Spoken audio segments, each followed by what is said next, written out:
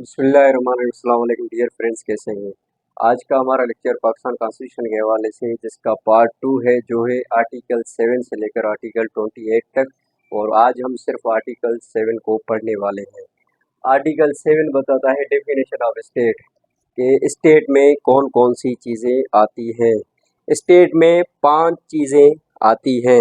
ये 5 चीज़ें एक स्टेट को बताती हैं कि एक स्टेट में 5 चीज़ें होती है। फेडरल गवर्नमेंट होती है, प्रोविंशियल गवर्नमेंट होती है, पार्लियामेंट होती है, प्रोविंशियल असेंबली होती है, और लोकल और अदर अथॉरिटीज़, जिनको कानून के हिसाब से पावर दिए गए हैं कि आप आवाम पे टैक्स या सीज लगाएं।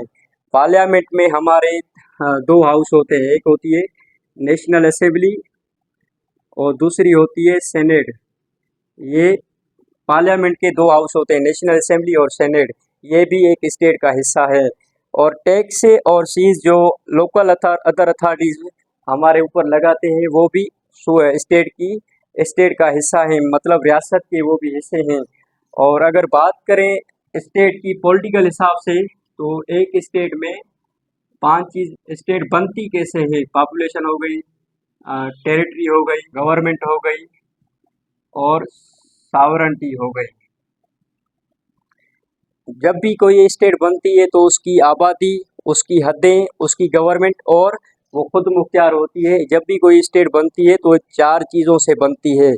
पॉपुलेशन के मतलब आबादी नहीं होगी तो वो स्टेट नहीं होगी। अगर उसमें टेरिटरी नहीं होगी, उसकी हदें होती हैं। जैसे मिसाल के तौर पर पाकिस्तान हमारी स्टेट है, इसकी हदें हैं, जैसे इंडिया को लगती है, चाइना को लगती है, अफगानिस्तान को लगती है, ईरान को लगती है। तो ये एक टेरिटरी, एक मुकर्रर हद बताती है कि इस स्टेट की इतनी टेरिटरी है। इसके अगर किसी स्टेट की कोई टेरिटरी नहीं होती तो वो भी स्टेट नहीं होती। उसके अलावा गवर्नमेंट, उसकी अपनी गवर्नमेंट होती है, जिसको प्रॉपर तरीके से स्टेट को चलाने के लिए एक प्रॉपर गवर्नमेंट की ज़रूरत होती है। गवर्नमेंट भी स्टेट का एक एलिमेंट है। गवर्नमेंट और स्टेट दोनों दोनों अलग चीज़ें हैं।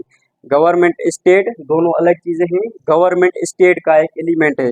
तो एक स्टेट को जब तक उसकी सावरंटी नहीं होगी तो वो स्टेट सावरन नहीं होगी। ये चारों चीज़ें मिलकर स्टेट को बनाती हैं। बात करें ये भी चीज़ें स्टेट को बनाती है, ये भी चीज़ें बनाती है, तो फ़र्क क्या हुआ। जब भी हम स्टेट को पॉलिटिकल वे से देखेंगे तो ये चारों चीज़ों को देखेंगे, और जब भी हम एक स्टेट को लीगल वे से देखेंगे तो ये 5 चीज़ें देखेंगे। एक स्टेट में ये 5 चीज़ें लाजमी होगी जब भी हम लीगल वे से देखेंगे। मिसाल के तौर पर अगर कोई बंदा इन पाँचों एलिमेंट्स, ये जो 5 चीज़ें डिस्क्राइब की गई हैं एक स्टेट में, किसी एक के खिलाफ भी गया तो ऐसा समझा जाएगा कि उसने जो एक्ट किया वो स्टेट के खिलाफ एक्ट किया। और दूसरा होता है कंट्री। ये जो कंट्री लफ्ज़ है ना, इसमें भी फ़र्क है। कंट्री, स्टेट और गवर्नमेंट। गवर्नमेंट तो सीधा सीधा आपको बताया कि ये एलिमेंट है स्टेट का। लेकिन कंट्री हम कब कहते हैं, जब भी हम पॉलिटिकल वे से बात करेंगे तो तब हम स्टेट लफ्ज़ नहीं यूज़ करेंगे, तब हम कंट्री लफ्ज़ यूज़ करेंगे। जब हम लीगल वे से बात करेंगे तो स्टेट लफ्ज़ इस्तेमाल करेंगे। मिसाल के तौर पर एफआईआर में लिखा होता है कि फ़लाँ बंदे ने अगर एफआईआर किसी के ऊपर करा दी, मिसाल के तौर पर किसी इसरार शाह के ऊपर करा दी, तो उस वहाँ पे लिखा होगा इसरार वर्सेस स्टेट। वहाँ पे क्या लिखा होगा, इसरार वर्सेस स्टेट। इसका मतलब जब भी लीगली वे से बात करेंगे, ये कानून है ना हमारा, एफआईआर हो गई किसी के ऊपर, तो लीगली वे से जब भी बात करेंगे तो वहाँ पे स्टेट लफ्ज़ इस्तेमाल करेंगे, और जब पॉलिटिकल वे से बात करेंगे वहाँ पे कंट्री लफ्ज़ इस्तेमाल करेंगे। और इस लफ्ज़ का क्या मतलब हुआ, unless the context otherwise required. इसका मतलब ये हुआ कि जब भी हम दूसरे कानून को अगर पढ़ेंगे, अगर दूसरे कानून में स्टेट की कोई और डेफिनेशन दी गई है तो उस कानून के मुताबिक वो डेफिनेशन हम लेंगे। मिसाल के तौर पर अगर पाकिस्तान पिनल कोड में स्टेट की डेफिनेशन कोई और दी गई है, या किसी और कानून में स्टेट की डेफिनेशन कोई और दी गई है, तो वहाँ पे हम स्टेट की डेफिनेशन वो लेंगे, ये नहीं लेंगे। अगर वहाँ पे कोई और डेफिनेशन नहीं मौजूद तो फिर यही स्टेट की डेफिनेशन देंगे।